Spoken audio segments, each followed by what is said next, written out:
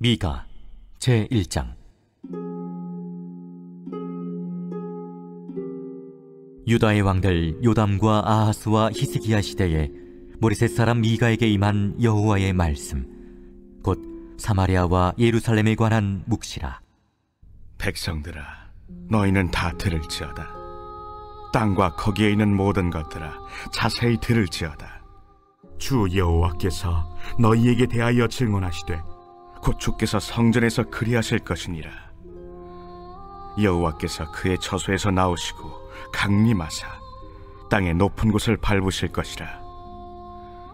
그 아래에서 산들이 녹고 골짜기들이 갈라지기를 불 앞에 밀초 같고 비탈로 쏟아지는 물 같을 것이니, 이는 다 야곱의 허물로 말미암음이요 이스라엘 족속의 죄로 말미암음이라. 야곱의 허물이 무엇이냐? 사마리아가 아니냐? 유다의 산당이 무엇이냐? 예루살렘이 아니냐? 이러므로 내가 사마리아를 들의 무더기 같게 하고 포도심을 동산 같게 하며 또 그 돌들을 골짜기에 쏟아내리고 그 기초를 드러내며 그 새긴 우상들은 다 부서지고 그 음행의 값은 다 불살라지며 내가 그 목상들을 다 깨뜨리니 그가 기생의 값으로 모았은즉 그것이 기생의 값으로 돌아가리라. 이러므로 내가 애통하며 애곡하고 벌거벗은 몸으로 행하며 들깨같이 애곡하고 타주같이 애통하리니, 이는 그 상처는 고칠 수 없고 그것이 유다까지도 이르고 내 백성의 성문 곧 예루살렘에도 미쳤음이니라. 가드에 알리지 말며 도무지 울지 말지어다. 내가 베들레아브라에서 티끌에 굴렀도다. 사빌 주민아, 너는 벗은 몸에 수치를 무릅쓰고 나갈지어다. 산한 주민은 나오지 못하고 베데셀이 애곡하여 너희에게 의지할 곳이 없게 하리라. 마롯 주민이 근심 중에 복을 바라니, 이는 재앙이 여호와께로 말미암아 예루살렘 성문에 임함이니라. 라기스 주민아, 너는 준마의 병거를 메울지어다. 라기스는 딸 시온의 죄의 근본이니, 이는 이스라엘의 허물이 내게서 보였음이니라. 이러므로 너는 가드 모레셋에 작별하는 예물을 줄지어다. 악십의 집들이 이스라엘 왕들을 속이리라. 마레사 주민아, 내가 장차 너를 소유할 자로 내게 이르게 하리니, 이스라엘의 영광이 아둘람까지 이를 것이라. 너는 내 기뻐하는 자식으로 인하여 내 머리털을 깎아 대머리 같게 할지어다. 내 머리가 크게 벗어지게 하기를 독수리 같게 할지어다. 이는 그들이 사로잡혀 너를 떠났음이라.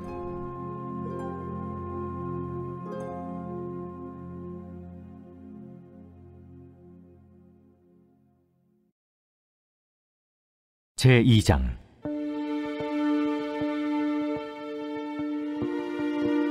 그들이 침상에서 죄를 꾀하며 악을 꾸미고 날이 밝으면 그 손에 힘이 있으므로 그것을 행하는 자는 화 있을진저.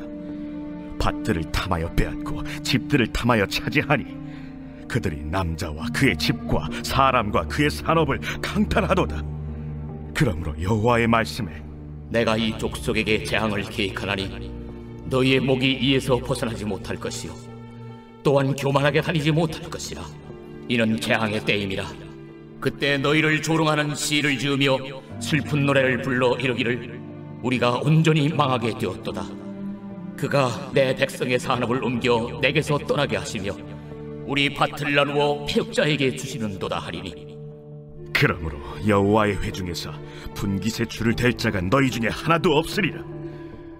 그들이 말하기를 너희는 예언하지 말라.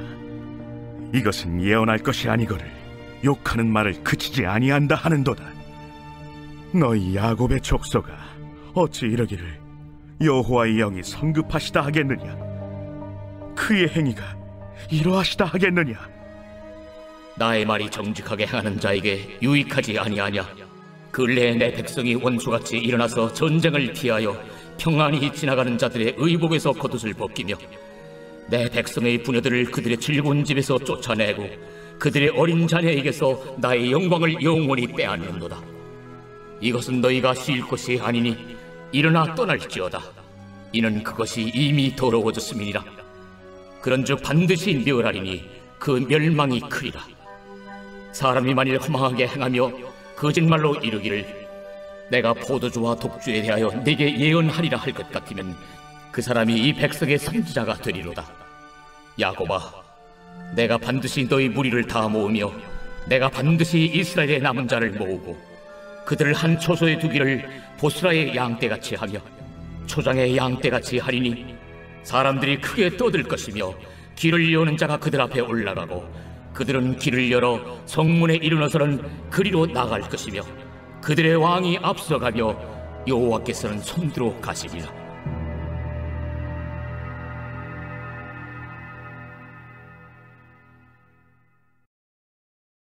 제15장. 또 하늘에 크고 이상한 다른 이적을 보매 일곱 천사가 일곱 재앙을 가졌으니 곧 마지막 재앙이라. 하나님의 진노가 이것으로 마치리로다. 또 내가 보니 불이 섞인 유리바다 같은 것이 있고 짐승과 그의 우상과 그의 이름의 수를 이기고 벗어난 자들이 유리바닷가에 서서 하나님의 검은 고를 가지고 하나님의 종 모세의 노래 어린 양의 노래를 불러 이르되 주 하나님 곧 전능하신 이시여 하시는 일이 크고 놀라우시도다. 만국의 왕이시여 주의 길이 의롭고 참되시도다. 주여 누가 주의 이름을 두려워하지 아니하며 영화롭게 하지 아니하오리까. 오직 주만 거룩하시니이다. 주의 의로우신 일이 나타났음에 만국이 와서 주께 경배하리이다. 또 이 일 후에 내가 보니 하늘의 증거 장막의 성전이 열리며 일곱 재앙을 가진 일곱 천사가 성전으로부터 나와 맑고 빛난 세마 보옷을 입고 가슴에 금띠를 띠고 내 생물 중 하나가 영원토록 살아계신 하나님의 진노를 가득히 담은 금 대접 일곱을 그 일곱 천사들에게 주니 하나님의 영광과 능력으로 말미암아 성전에 연기가 가득 차매 일곱 천사의 일곱 재앙이 마치기까지는 성전에 능히 들어갈 자가 없더라. 오늘 말씀 가운데 제 마음에 와닿은 구절은 요한계시록 15장 2절에서 3절 말씀입니다. 2절 3절 말씀을 다시 한번 읽겠습니다. 또 내가 보니 불이 섞인 유리바다 같은 것이 있고 짐승과 그의 우상과 그의 이름의 수를 이기고 벗어난 자들이 유리바닷가에 서서 하나님의 검은 고를 가지고 하나님의 종 모세의 노래 어린 양의 노래를 불러 이르되 주 하나님 곧 전능하신 이시여 하시는 일이 크고 놀라우시도다. 만국의 왕이시여 주의 길이 의롭고 참되시도다. 아멘. 오늘 본문에서 사도 요한은 일곱 재앙을 가진 일곱 천사를 보게 됩니다. 이 재앙들은 금대접 안에 들어 있었는데요. 그래서 이 심판들을 대접심판이라고도 이제 부르죠. 그동안 일곱인 심판 그리고 또 일곱 나팔 심판이 진행이 되었었습니다. 이제 이 일곱 대접심판은 이 모든 심판들의 마지막 심판들입니다. 이 일곱 대접심판을 통해서 이제 악의 세력은 완전한 심판을 받게 되고 이제 세상도 이제 완전한 종말을 맞이하게 됩니다. 근데 7절 말씀을 보면 하나님의 진노를 가득 담은 금 대접을 네 생물 중에 하나가 일곱 천사에게 주는데요. 이 장면은 지난 요한계시록 5장 8절의 장면과 많이 겹칩니다. 5장 8절 말씀을 제가 한 번 더 읽겠습니다. 그 두루마리를 취하심에 네 생물과 24장로들이 그 어린 양 앞에 엎드려 각각 검은 고와 향이 가득한 금 대접을 가졌으니 이 향은 성도의 기도들이라. 이 5장 8절 말씀에도 네 생물이 나오고 또 그들이 금 대접을 가졌다 그렇게 말씀을 하죠. 우리가 방금 읽은 요한계시록 15장 그 7절 말씀에도 네 생물이 나오고 그들이 이제 금 대접을 일곱 천사에게 주는 장면이 나와 있는데요. 그렇기 때문에 이 일곱 대접 심판에 나오는 금 대접과 그리고 성도의 기도를 담는 금 대접은 같은 것이라고 볼 수가 있을 것 같습니다. 이것이 의미하는 것은 하나님께서는 이 모든 심판들을 성도의 기도에 대한 응답으로 이루신다는 것이죠. 우리의 기도가 절대로 헛되지 않는다는 것입니다. 하나님께서 우리의 기도를 다 들으시고 그리고 그 기도의 응답으로 하나님의 일들을 이루신다는 것입니다. 오늘 본문 8절에도 기도와 관련된 내용이 나오죠. 8절을 보면 일곱 대접을 이제 일곱 천사들이 받은 후에 성전의 연기가 가득 차서 일곱 재앙이 마치기 전까지는 성전에 능히 들어갈 자가 없다, 그렇게 말씀을 하는데요. 이것은 이제 누군가를 위해서 중보 기도를 할 수 있는 때가 끝났다라는 것을 의미하죠. 성전에 들어가서 하나님의 진노를 이제 멈출 수가 없다는 것을 의미합니다. 심판이 완전히 이제는 확정이 되었다는 것이죠. 그렇지만 이 말씀과 비교해 봤을 때 우리는 아직도 기회가 있죠. 우리를 위해서 또 누군가를 위해서 하나님의 심판을 막을 수 있는 기회가 있습니다. 이 기회를 잘 활용하셔서 기도에 힘쓰시는 저와 모든 성도님들 되시기를 원합니다. 끝으로 2절 말씀을 보면 유리 바닷가에 하나님의 검은 고를 가지고 모세의 노래, 어린 양의 노래를 부르는 자들이 나오죠. 이들을 어떻게 설명하는가 하면 짐승과 그의 우상과 그의 이름의 수를 이기고 벗어난 자들이다, 그렇게 말씀을 하죠. 지난 계시록 13장 15절에서 짐승의 우상에게 경배하지 아니하는 자는 몇이든지 다 죽이게 하더라, 기록이 되었었습니다. 이들은 누군가 하면 이 짐승에게 경배하지 않았기 때문에 그리고 또 그 표를 받지 않았기 때문에 죽임을 당한 순교자들입니다. 이들은요, 세상의 관점에서 봤을 때는 패배자들이죠. 목숨을 잃은 패배자들입니다. 그렇지만 이 성경의 관점에서 봤을 때, 하나님의 관점에서 봤을 때는 이들은 어린 양에 대한 믿음을 끝까지 지킨 승리자들입니다. 이들이 죽임을 당할 때요, 고통을 당할 때요, 사람들은 참 이 사람들 불쌍하다, 그렇게 생각했을 거예요. 그리고 또 조롱했을 것입니다. 그런데 그들은 지금 어떻습니까? 유리 바닷가에서 승리자의 모습으로 서 있는 것입니다. 모세의 노래, 어린 양의 노래를 힘차게 기쁨으로 부르는 거예요. 얼마나 감격이 넘쳤겠습니까?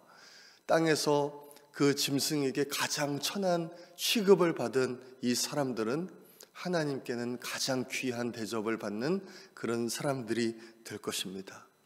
이와 마찬가지로 우리도 이 세상에서 살면서요, 믿음으로 살기 때문에 때로는 고난을 당할 때가 있고 핍박을 당할 때도 있고 손해를 볼 때도 있습니다. 그렇지만 우리가 기억해야 할 것은 그럼에도 불구하고 믿음으로 사는 자는 승리자라는 것입니다. 최후의 승리를 얻게 되는 사람, 유리바닷가에 서서 하나님을 기쁨으로 찬양할 수 있는 사람은 끝까지 믿음으로 사는 사람이라는 것이죠. 출애굽을 겪은 이스라엘 백성들도, 그리고 또 이 시대를 살아가는 그리스도인들에게도 고난이 있습니다. 그렇지만 그 고난을 믿음으로 인내하고 하나님만 의지하며 나아갈 때, 어떤 어려움에도 불구하고 믿음을 지킬 때 우리 모두는 오늘 본문에 나온 것처럼 유리 바닷가에 서서 기쁨의 노래, 승리의 노래를 부르게 될 줄로 믿습니다. 이것을 기억하시고 끝까지 믿음으로 승리하시는 우리 모든 성도님들 되시기를 소망합니다. 우리 함께 기도하겠습니다. 우리의 기도가 절대로 헛되지 않고 또 하나님께서 우리의 기도를 통해서 하나님의 역사를 이루신다는 것을 기억하고 우리가 우리 자신과 또 우리 다른 사람들을 위해서 포기하지 않고 중보하며 나아가는 우리가 될 수 있도록 기도하겠습니다. 그래서 끝까지 믿음으로 승리하는 저희 모두 되게 하여 주옵소서 기도합니다. 온 성도님들에게 구령 열정을 주셔서 전도에 힘쓸 수 있도록, 또 많은 영혼을 구원해 주시도록, 그리고 우리의 전도 대상자들을 위해서 하나님께 기도하겠습니다. 어려움 가운데 있는 성도님들과 환우들을 위해서 기도해 주시고, 또 러시아 우크라이나 전쟁이 속히 중단될 수 있도록, 또 우리 각자의 기도 제목들을 놓고 우리 주여 한번 외치고 기도하겠습니다. 주여.